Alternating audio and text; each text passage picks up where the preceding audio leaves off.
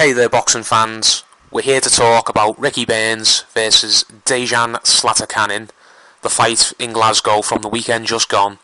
This was supposed to be a fight, well, a comeback fight of sorts for Ricky Burns, for him to win and to look impressive in after some really poor showings recently. Anyone who saw the fight will know, though, it didn't work out that way at all, because Ricky Burns not only ended up losing the fight, he was knocked down inside the first 20 seconds or so, and was basically bullied around and made to look crap again. We're going to talk about the fight now.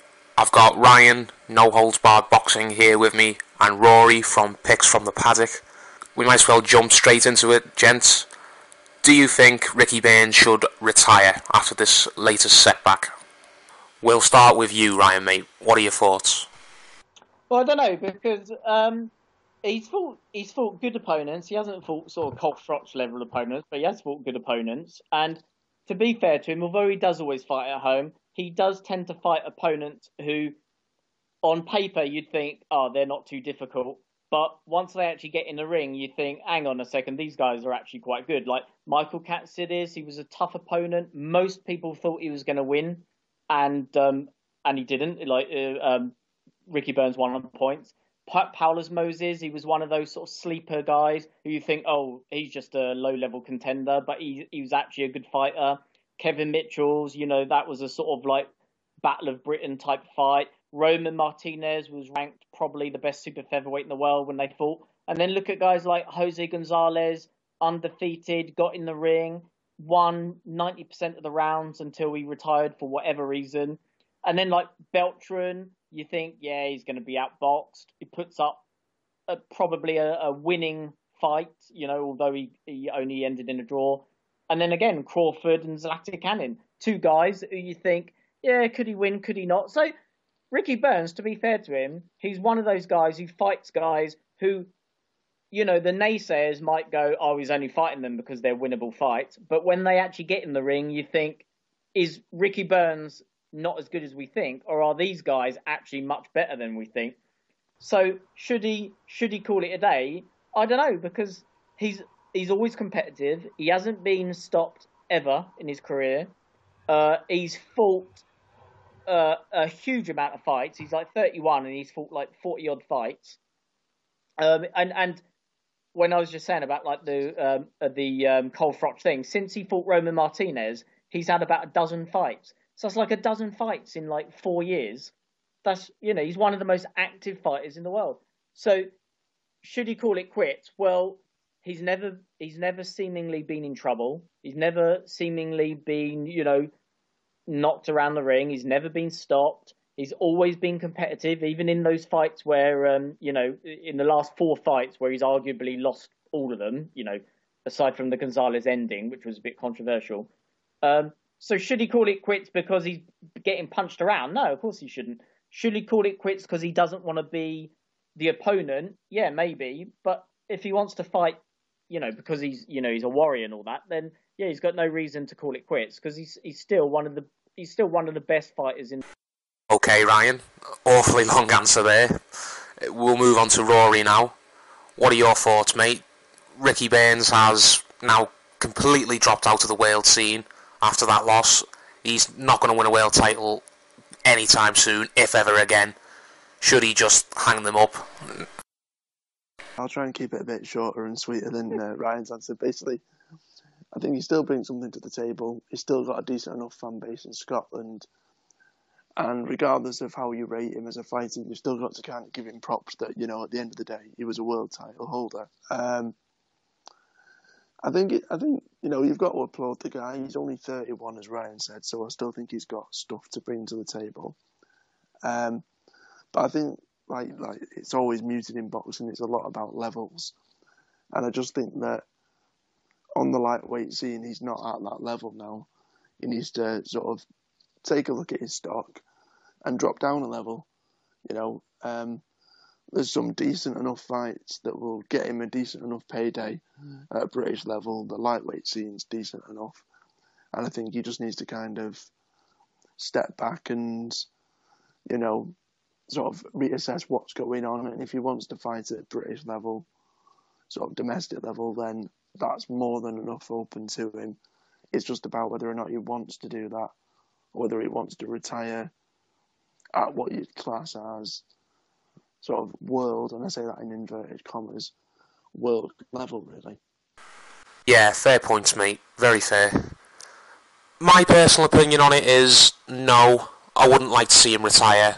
At least not yet, because there's still some interesting fights he can be in, even if they're only back at domestic level. You know, Ricky Burns hasn't suddenly become a terrible fighter overnight. He's still fun to watch, and there's still some good paydays for him against some of the lightweights on the scene at the minute. You know, he shouldn't be ashamed at dropping back down to domestic level or anything, because he wouldn't be the first former world champion who's had to drop down in levels. A good example is Gavin Rees. Gavin Rees won a world title, he lost it, and then he had to go back down to domestic level. But I wouldn't say it had a really negative effect on his career. You know, he went in prize fighter, and I think he won that. Then he fought for the European title, and he won that. And he fought a few British fighters and good fights. And, you know, the fans enjoyed those fights and still cared about him. So it's not like all former champions' careers just go down the toilet or anything. But anyway, moving on now, I've got another question for you guys. We'll start again with you, Ryan. Was Ricky Burns overrated, do you think? Did people think he was a lot better than he actually was? Or was he a world level fighter at one point who's just declined? What do you think? Yeah, but the thing is, everyone is overrated by some and underrated by others. I don't think there's probably 1% of boxers out there who are, rated correctly, because it's all subjective, isn't it? It's all people just give their own opinions, and that's how it is. So I think, for example, when he fought Roman Martinez was rightly the favourite to win. He was a prime example of Ricky Burns sort of overachieving. So the naysayers would say, Roman Martinez was overrated. The point being that, he's beaten guys who, if he was overrated, he wouldn't be beating. Nobody expected him to beat Michael Katsidis, and he dominated him for large parts of that fight. So I would say that he's slightly overrated by some, slightly underrated by others. But what I would definitely say is that he's an overachiever. I'd say that rightly so, he's an overachiever, as was, say, Gavin Rees. They're guys who probably shouldn't have ever got to world level, but they did, and they had a good crack at it, and they did well. What about you, Rory? Do you think Ricky Burns was overhyped by too many? Or do you think the hype at one point was fair, but, for whatever reason, he's just declined in terms of his ability? I think it's something that we'll probably touch on a bit more, is that the way that his route to the world title was mapped out, it was just the easiest option. You see this with a lot of fighters, especially with, obviously, it's a debate for another day, but with there being 4 different world titles, it's a case whereby you look at your 4 options and you go, well, the belt that he took was the easiest option. He didn't have to beat that many decent opponents to get that shot. He got it, and the guy that he fought to win it wasn't, he wasn't the best out there. He wasn't the best lightweight. So I think his career has just been mapped out very, very strategically, whereby he didn't have to be as good as some of the other competitors out there at his weight. I mean, you say that, but you also look at that and you go, well, he's a 2-weight world champion as well. I think, comparing him to other 2-weight world champions, he's definitely way, way, way down the list. I'd probably agree with Ryan, to be honest. I think at a basic level, he's probably a very good domestic British fighter, stroke European level fighter, who's just got unlucky and has had his career mapped out so well that he's just so happened to have easy world title fights that he's won. Yeah, I agree with that, really. My opinion on it is, yeah, Ricky Burns was overrated, and he has been overrated as a fighter for the last few years, to be honest. Not overrated in a bad way or anything. We're not talking about Adrian Broner levels of delusion, but overrated in the sense that he was promoted and matched very, very well by Frank Warren when he was with him. I've said it a million times, and I'll say it a million times more. Frank Warren is a lot of things, but Frank Warren is not stupid. When fighters get world titles, he knows how to make sure they keep hold of those titles for a good while. He gets his fighters home advantage more often than not. He gets them in against beatable opponents, and he gets everyone thinking his fighters are something special, when reality is they're not that special, really. And that applies to Ricky Burns, quite honestly. Matchroom bought into the hype. They really did. They must have thought they were over the moon when they got Ricky Burns. They must have felt like they'd won the pools. They clearly thought, yeah, we've got ourselves a top world champion here, and he can go and unify the division and make us a load of money and make us look like top promoters. But the way it's played out, Burns has just been a bit of a dud signing, because he's not been impressive in any match they've made for him. He got battered by that Gonzalez, who was an unknown, before he quit. He got his jaw broken by Beltran and got lucky to get the draw. He was outclassed by Terence Crawford, and now he's been beaten again by Zlaticanin, who's another unknown, really. So it's basically been a bit of a disaster since he left Frank Warren. I know hindsight's a wonderful thing, but at the end of the day, going to Matchroom has only took his career downwards. Now, assuming Burns does drop back down to domestic level, what opponents do we see for him? He won't be in any world title eliminators anytime soon, so he's going to have to settle for fighting guys at Commonwealth and British level, isn't he? Any ideas of who you'd like to see him fight? Asking you, Ryan, mate. Anthony Crollo, there's one already. Well, Anthony Crollo, I've heard, is on the verge of getting a world title fight, so Anthony Crollo would bother Ricky Burns now. Yeah, so Anthony Crollo, if he did get a world title... I mean, if you get a world title shot, you take it. That's just the way it is. Yeah. So if he did get a world title shot, he would be right to take it. In the meantime, Burns could fight Derry Matthews. That would be a good fight. Yeah, that'd be a good fight. Derry Matthews, Terry Flanagan, he's undefeated. So that could be a sort of comeback for both guys. If Terry Flanagan wins it, then he's sort of, shoved his name right up there. And if Burns wins, then he's sort of, back onto, an immediate jump up to European level. Because at the moment, he probably should jump down to domestic for a little while, 2 fights, see if he can get back up to European level, and then see if he can get one final world title shot in a year. Tommy Coyle, I just checked out, he's had a load of IBF international fights, which would suggest he's high up the IBF rankings.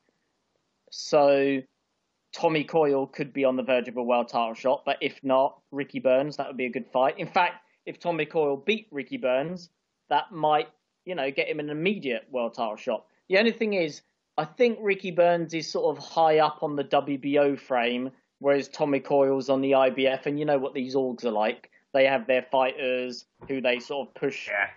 So, I'm not really sure where Burns stands now with the rankings and such. That fight with Zlaticanin, I know, was supposed to be some sort of WBC eliminator, and now that he's lost it, he's probably dropped out of the WBC rankings altogether. The WBO, I don't know of that either. I assume they might have dropped him out as well, because he went a different route after losing the belt, and God knows if he's ranked with the WBA or the IBF. WBO might be a bit butthurt because he's not fought for any of their Mickey Mouse belts yet. Yeah, because he didn't fight for one of their bullshit titles. Yeah, so anyway, there's half a dozen good British fights he could have, and then of course at European level there'll be a whole swathe of European level fights. I can't think of many, like Denis Shafikov, I can think of Petrov, but aside from those, I'm sure there are a load. Okay. What about you, Rory? Do you have any opponents in mind you'd like to see Ricky Burns throw? Yeah, I'm pretty much at the same level as Ryan, without sounding boring. I mean, I hate to say it because personally I'm a Burns fan, but I don't think he wins a world title again. I'm thinking he's got decent level domestic dust-ups in store that Ryan sort of mentioned. Sorry to interrupt you, but here's a suggestion that I've thought. Tell me if you'd agree. Do you think Ricky Burns should have a go in something like a prize fighter, or do you think he's still above that type of thing? Yeah, he's still above it. This guy's still a 2-weight world champion.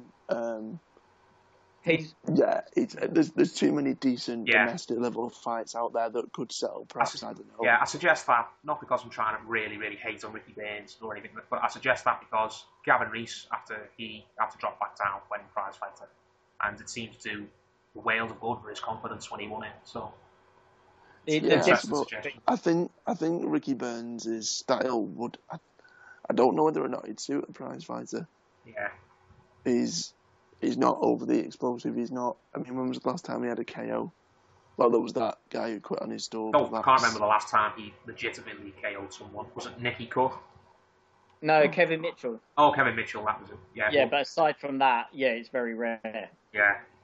I mean, in terms of what he's going to do, I think he'll act as a gatekeeper now for the younger British lightweights who are sort of pressing for world titles. So, like Ryan said, Anthony Crolla, if he doesn't get his world title shot, a win over Ricky Burns will propel him way into, that sort of level. Just as the likes of Tommy Coyle, who's pressing for an IBF title, if he got a win over Ricky Burns. I mean, I'd hate to say it because I prefer Ricky Burns, but if it was to even go in against Kevin Mitchell, I'd probably fancy Mitchell's chances of overturning their previous fight. I think he's just going to kind of sit there at top level domestic, whereby the younger fighters at lightweight who are pressing for world titles will use Ricky Burns as a win to basically a name to put on their resume. One fight I've got in mind for Ricky Burns, and one fight I'd like personally, is what about John Murray? Someone like that, because I think Ricky Burns versus a John Murray makes a lot of sense at the minute, to be honest. Both are coming off losses.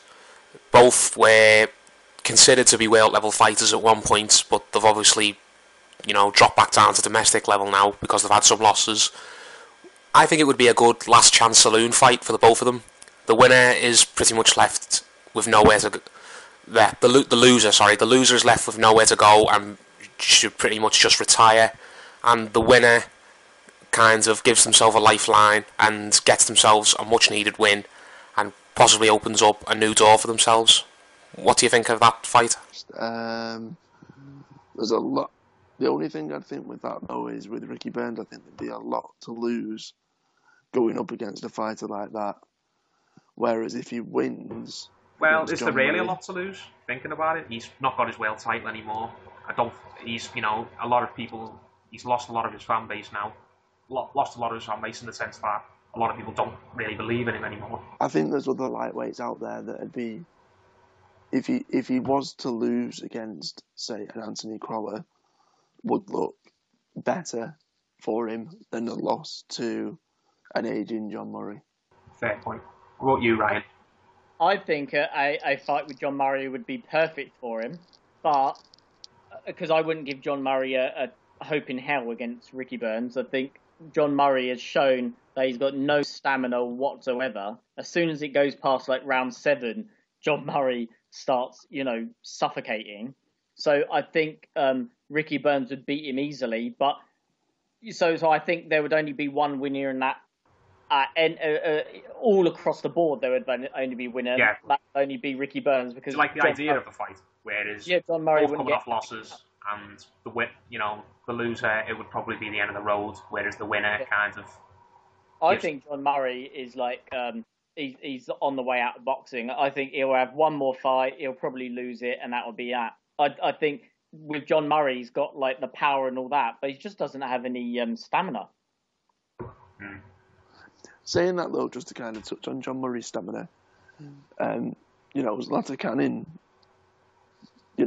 pretty much came out swinging and put Burns on the pants. Yeah, Burns does have weaknesses, doesn't he? Yeah. Burns isn't known for starting well. If Murray was to come out as he did against Crolla, and let's be honest, we all watched that fight and thought Murray was going to absolutely steamroller in it, and it looked like that for the first, 4 or 5 rounds. Yeah. If it was the same sort of tactics, I mean, you'd presume that Ricky Burns is that step above anyway, but yeah, I don't think it'd be as easy as perhaps some may think. Well, I like the idea of that fight personally, but we'll just have to wait and see, I suppose. We'll move on to the final question now, though, and it's not so much a question about Ricky Burns, but more one about his promoters, Matchroom. Eddie Hearn has said the past few days that they're going to take Ricky Burns on the road now, and he probably won't be fighting in Scotland for the time being. Does anyone else take that as a sign that Matchroom are basically just going to pull the plug on Scottish boxing now and not run any shows up there anymore? Yeah, maybe, because I off the top of my head, I don't know who else they've got from Scotland. I mean, why would you have a fight in Scotland unless it's got a Scottish star on it? So, unless they've got any other Scottish fighters that they want to sort of big up or anything, I don't know. I don't think they've got any anywhere near world level. Yeah, so maybe they will stop showing shows up there. But more importantly, I think that is just a sign of Eddie Hearn saying that they're going to cash out on Ricky Burns. They're going to use him as a sort of fighter, probably on undercards from now on rather than main events. Because where's he going to sell out across Britain where the fans are going to pack in to see? I mean, presumably the whole reason why their fights are, or why his fights are in Scotland all the time, is because he packs stadia. So presumably him taking him out of Scotland suggests that he doesn't think that he can get in the big fights which will sell out stadia. He probably thinks that Burns isn't going to beat anyone special anytime soon or ever again.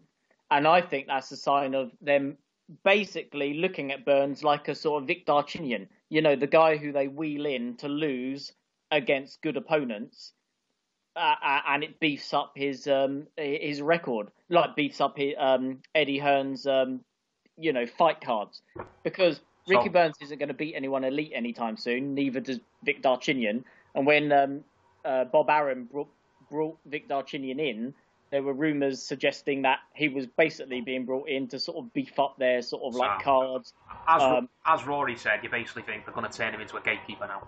Yeah, they're going to turn him into a gatekeeper. And I wrote on my Facebook page this week that the problem there is, how many gatekeepers can you name from Britain?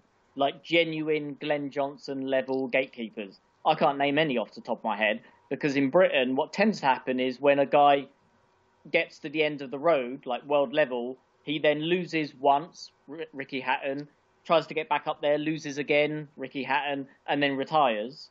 And I think, or makes one, comeback. But I can't think of any really hardcore, world-class British gatekeeper who... The only one I can even think gets close to that would be someone like Clinton Woods. But he wasn't really a gatekeeper because he held a world title for quite a long time. Glenn Johnson held a world title for 1 year. So is Ricky Burns going to be content with being a gatekeeper? Because if he is, he'll be the first Brit I can think of in many decades to do that. So yeah, I think he's more than likely to just retire after about a year. When he's about 32.